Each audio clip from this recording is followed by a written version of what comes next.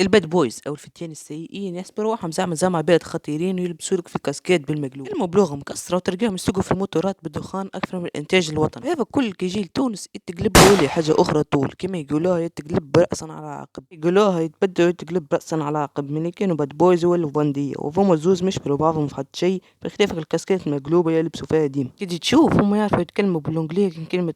يا برو لاباس كلمة برو معناها، والمشكلة اللي تلقاهم في كل بلاصة في الليسي في الحومة حتى في الفريجيدير تلقاهم خارجين لك، تلقاهم يتكلموا ياسر كلام زايد وراسهم ديما شنفخة لفوق هذا كل عليه عاش صاحبتهم سيبت واصلا تلقاه خيب بالطبيعة.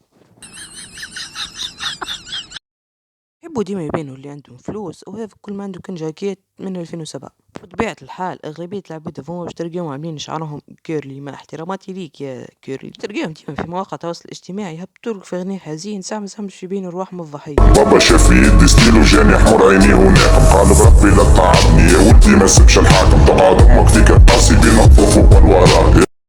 ستوب من غير ما تكمل لي ظهر فيك أقنعتني